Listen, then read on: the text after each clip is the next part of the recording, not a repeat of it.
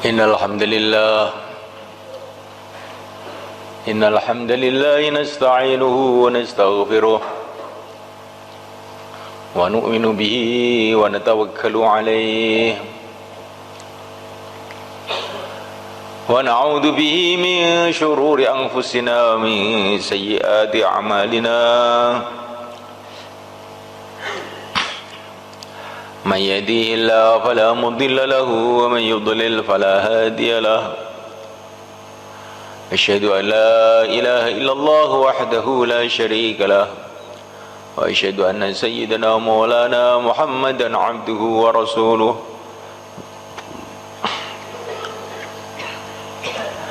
اللهم صل وسلم وبارك عليه وعلى آله وأصحابه والتابعين لهم إلى يوم القيامة. أما بعد. Hadirin dimulakan, usaha agama ini maksudnya memperbaiki sifat dalam kita dan memperbaiki amalan kita.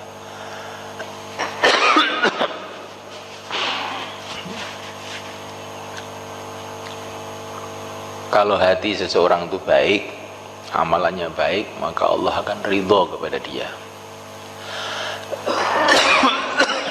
Allah akan muliakan dia. Allah akan bela dia.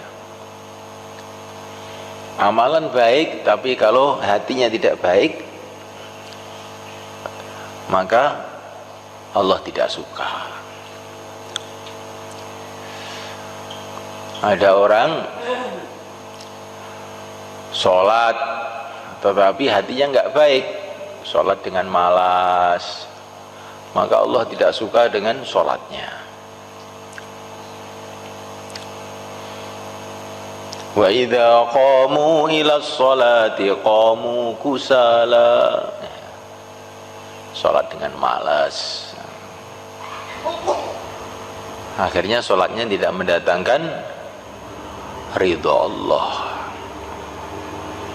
Ya, kalau sholatnya penuh dengan kekhusyuan, qad aflahal mu'minun alladzina hum fi sholatihim khashi'un, sholatnya mendatangkan kesuksesan. Ada orang berjuang tapi hatinya itu ingin dunia, maka perjuangannya gagal. Minkum man yuridu dunya, ya. Allah SWT menceritakan satu pasukan orang-orang Islam yang sebagian itu ada yang menghendaki dunia, maka perjuangannya itu banyak musibah. Perjuangan yang akan diterima oleh Allah, yang akan dibela oleh Allah itu perjuangan bersih, nggak ada ingin dunia, hanya ingin ridha Allah saja.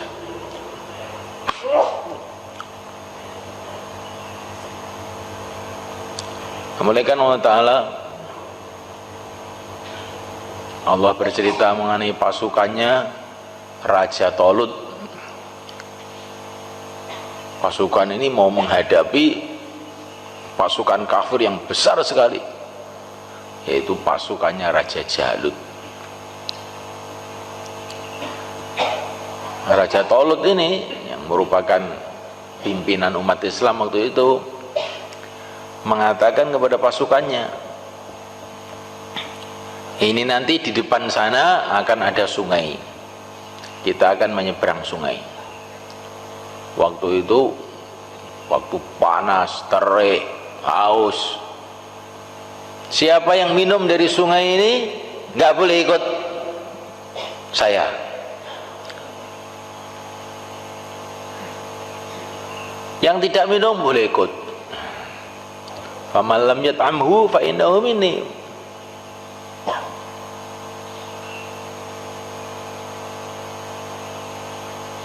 Fasyaribu minhu illa qalilan minhum. Ternyata pasukannya ini nggak kuat pada minum semua.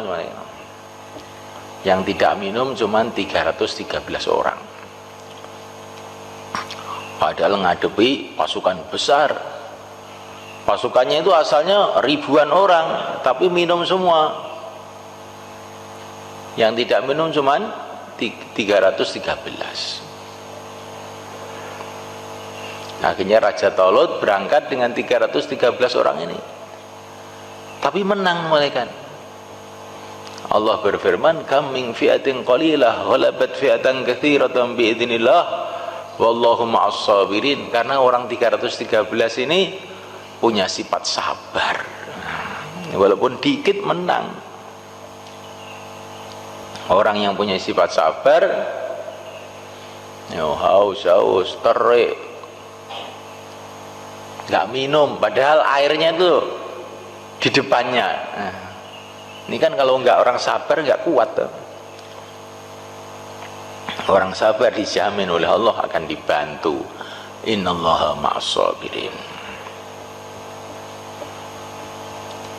Jadi semulaikan Allah SWT, sifat hati ini yang kita usahakan mereka.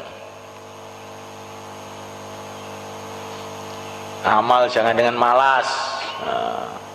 Malas itu membuat amalan kita nggak ada nilai di sisi Allah. Amalannya tujuan akhirat saja, nggak ada keinginan dunia. Kalau ada keinginan dunia nanti nggak ada nilai. Amal dengan sabar, maka kita ini akan senantiasa menang. Nah, sabar itu ada dua, ada sabrun jamil, ada sabar baik, ada sabar kurang baik.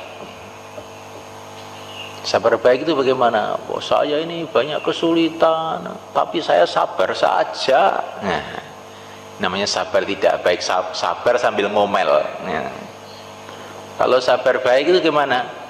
Menghadapi masalah-masalah senyum aja, ini sabar baik. Insyaallah kan?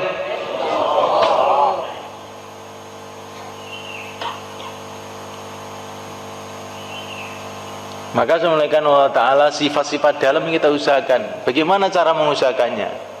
Pertama kali doa.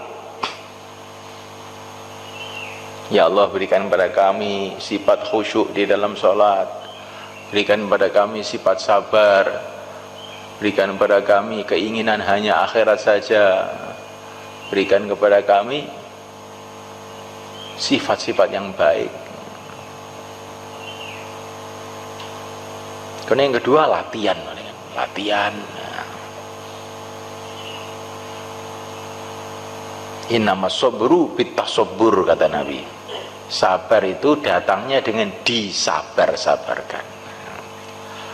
Disabar-sabarkan, lama-lama jadi sabar. Setelah sabar dapat pertolongan Allah. Insyaallah kan? 3 3 4 4 diulang. Taqabbalallah, jazakumullah. Masya Allah.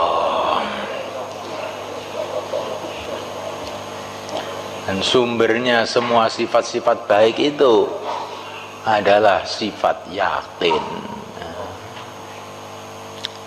Kalau orang itu yakin segala sesuatu yang berkuasa hanya Allah, yang menentukan semuanya hanya Allah, dia bisa sabar.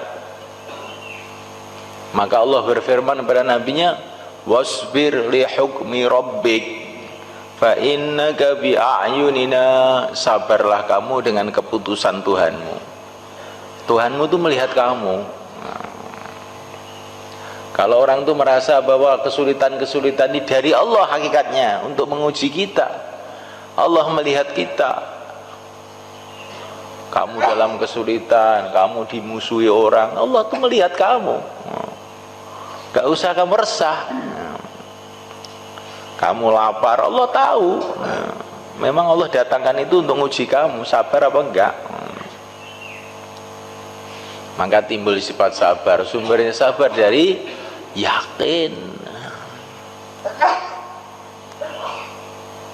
Kalau orang itu yakin, kalau Allah melihat dia, mendengar dia, dia sholat itu menghadap kepada Allah yang maha agung, yang maha suci, pasti khusyuk. Orang itu waktu sholat ingat negeri akhirat, bahwa sholat 2 rakaat lebih mahal di dunia seisinya. Sholatnya mesti sungguh-sungguh. wa innaha lakabiratun illa 'alal khashi'in alladzina yadhunnuna annahum mulaqu rabbihim. Orang sholat betul-betul ingat akhirat, jadi khusyuk nanti sholatnya. Tapi kalau sholat ingat dunia nggak akan bisa khusyuk, gelamjar.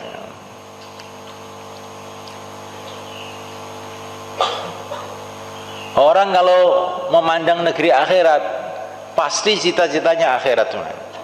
Dunia dengan segala isinya ini seperti setetes air di lautan dibanding dengan akhirat.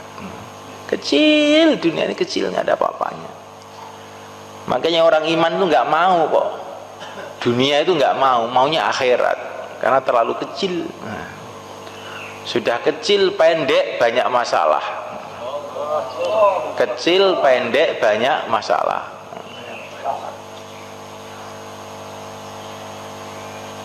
Jadi subhanahu wa ta'ala, sifat-sifat baik itu sumbernya karena yakin kepada Allah, yakin kepada negeri akhirat, ya akhirnya sifatnya baik.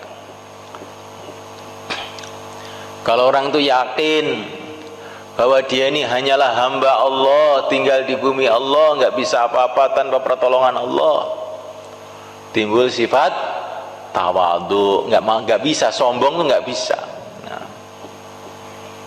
Man tawadhu'a rafa'ahullah. Siapa yang punya sifat tawadhu, derajatnya diangkat oleh Allah. Kalau orang itu tahu seluruh nikmat itu dari Allah, maka dia akan bisa syukur. Punya sifat syukur. Walaupun dikasih sedikit, oh ini yang memberi Allah, walaupun sedikit. Walaupun seteguk air, kalau yang memberi itu seorang raja, jadinya mahal. Nah ini yang memberi bukan raja, yang memberi adalah Allah. Maka seteguk air pun syukur. Karena berarti dapat perhatian dari Allah. Walaupun mereka cuman minum kopi, tapi di istana raja, seneng gembira. Tadi saya baru minum kopi di istananya SBY. Nah ini dunia ini istananya Allah. Bagi orang iman minum kopi, minum teh, air putih, syukur di istananya Allah. Insyaallah mereka kalau timbul ada yakin, timbul sifat-sifat yang baik. Ya, kalau nggak ada yakin, amalan-amalan agama itu jadi nggak berarti. Sholat nggak ada rasanya, zikir nggak ada nikmatnya, berjuang bukan menambahkan kejayaan, malah menambahkan masalah karena nggak ada sabarnya, berantem terus. Pokoknya kalau nggak ada yakin ini musibah semua isinya. Kalau kaya nggak ada yakin ya musibah, tambah banyak dosanya aja. Kalau miskin nggak ada yakin ya tambah sengsara, tambah mengeluh terus di dunia. Pokoknya sumber segala kebaikan itu adalah yakin. Makanya yang mulia Nabi Agung Muhammad SAW mengatakan, umatku yang awal, para sahabat sukses dengan sebab yakin dan zuhud. Yakin dan zuhud. Zuhud itu nggak senang dengan dunia. Kenapa? Sudah lihat akhirat kok senang dunia. Siapa yang senang dunia itu? Orang nggak mandang akhirat. Kalau orang mandang akhirat nggak akan senang dunia itu. Dikasih gratis pun nggak mau. Oh, nggak mau. Apa dunia ini? Orang yang di depannya itu ada istana dari emas dan ada gubuk dari bambu. Kamu suruh milih mana? Ya nggak usah disuruh milih, ya jelas saya milih ini. Tapi itu bambu itu juga kamu ambil juga lah. Nggak usah ngerget-ngergeti tok wae. Ngotor-ngotori aja. Ya dunia itu seperti gubuk bambu itu. Akhirat itu istana dari emas. Mana yang milih? Nah, sudah gubuk bambu, sudah kena rayap juga, sudah mau ambruk. Ya, kalau akhirat ini istana emas selama-lamanya. Siapa masuk tidak akan mati selama-lamanya.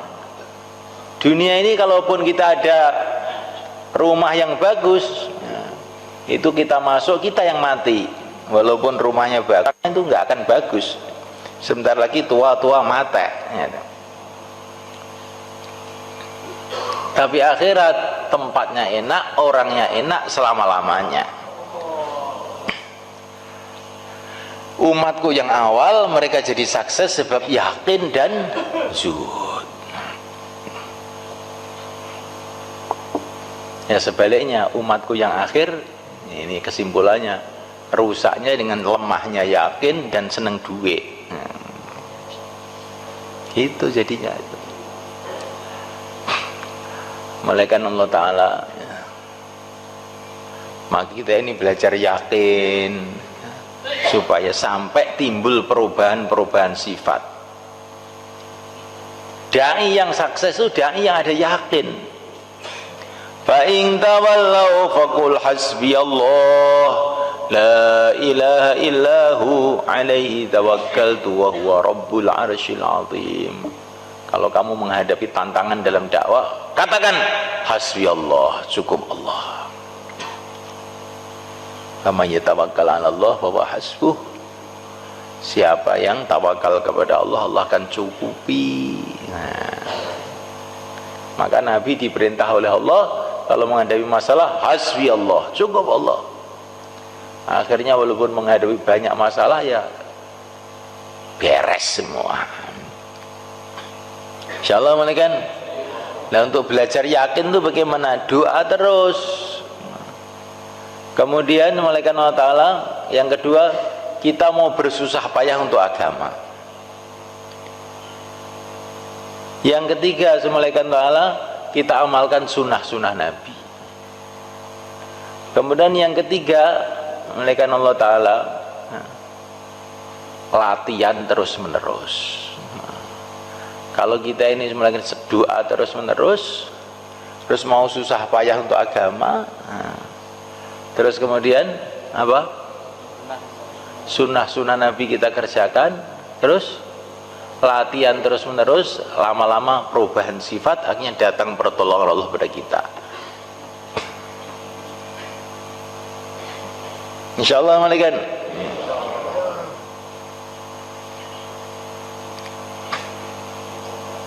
Ar-Rahimuna yarhamuhumur Rahman. Orang yang sayang kepada umat disayangi oleh Allah. Ini kan hadis-hadis ini santri kan semua sudah ngerti. Tapi bagaimana ini jadi sifat? Walaupun kita ini dibenci orang, dimarahi orang, tetap sayang. Kenapa kamu sudah dimarahi, dicaci maki, tetap sayang? Supaya disayangi oleh Allah. Ini urusan saya itu dengan Allah. Nanti kalau saya marah nanti nggak disayangi oleh Allah nanti. Nah kalau ini terus jadi dilatih sampai kita ini diusir, dicemberuti, dipelototi, masih juga tetap sayang. Nah nanti kita akan lihat bagaimana sayangnya Allah datang kepada kita. Seperti Rasulullah ketika di Taif, dilempari batu, diusir, dicaci maki, tetap sayang dengan orang Taif. Allahumma ighfir liqaumi fa innahum la ya'lamun. Ampuni kaumku karena mereka tidak tahu. Akhirnya datang pertolongan Allah. Seluruh orang Taif akhirnya masuk Islam semua sampai sekarang. Kita mau belajar begitu. Ini khususnya santri-santri yang tinggal di Trangkil. Nanti sebentar lagi akan ada anak-anak Sanlat, anak-anak dari mana Bang itu? SMP Karangrejo. Bagaimana itu anak-anak yang datang itu kamu rawat, kamu ikram, insyaallah ya. Kamu kasih cerita agama, cerita negeri akhirat, cerita keagungan Allah, biar mereka kenal kepada Allah. Itu anak-anak itu walaupun beberapa hari di sini, Itu menurut cerita-cerita banyak yang kemudian terkesan ya, sehingga menghidupkan usaha agama di sekolahan-sekolahan mereka, di rumah-rumah mereka ya. Kemarin tuh ada anak SMA di sini 3 hari, kemudian akhirnya ke Jakarta sana mau kuliah. Oleh orang kantornya dikasih tahu, kamu bisa masuk, bayar 50 juta katanya. Ngomong sama ayahnya, ya saya bisa masuk kalau bayar 50 juta. Ya saya bayari, katanya ayahnya. Tapi itu waktu keluar 3 hari di Temboro tuh nggak boleh loh sama Pak Kiai itu. Suap itu kan neraka loh katanya. Terus gimana? Katanya itu kalau ada masalah suruh sholat. Saya tak sholat aja ya. Nah, sholat aja. Akhirnya diterima tanpa suap. Nah, ini padahal itu ngajinya cuma 3 hari aja. Nah, maka kamu rawat ya semua itu ya, insya Allah ya, dirawat. Nah, supaya mereka betah sehingga bisa ada fikir agama ketika mereka pulang. Itu sekarang beberapa SMA sudah ada klub jilbab. Nah, klub jilbab. Mereka tuh dulunya open cup semua. Nah, open cup gundul kayak tuyul. Nah, tapi setelah 3 hari di sini pakai jilbab. Nah, nanti juga ada yang program sanlat itu di Putri. Makanya kamu ikut doa, kamu nggak usah lihat di Putri, dosa. Nah, kamu di sini doa yang putra itu kamu rawat, yang putri sudah ada yang rawat. Insya Allah ya. Ini Ramadan, ini kesempatan. Nanti setelah 2 hari ini akan ada dari mana? SMA. SMK ya, Kasembon. Kasembon mana? Malang. Malang. Nah, kita rawat juga, insya Allah ya. Kalau yang SMP ini tidak keluar, di itikaf di masjid aja. Kalau yang SMA nanti keluar. Maka kita pikirkan semua bagaimana ini jadi amal jariah kita di sekolahan-sekolahan, di kampung-kampung. Mereka sudah datang sendiri, kita syukuri, ini kiriman Allah buat kita ya. Kalau kita pahami itu dari Allah, maka kita akan gembira itu. Nah, tapi kalau kita pahami dari sekolah nih, kita males. Ini sudah lapar-lapar ngurus tamu lagi. Nah, tapi kalau ini dari Allah, kirimannya Allah ini, maka sewenang ini. Nanti kalau dikirimi oleh Allah nggak kita rawat, gimana nanti? Kita dosa nanti. Insya Allah kan. Kemudian yang mau keluar 4 bulan, 40 hari, berapa hari saja hari ini, silahkan berdiri ke selatan. Monggo. Yang mau keluar 4 bulan, 40 hari, tambah masa, sisa masa.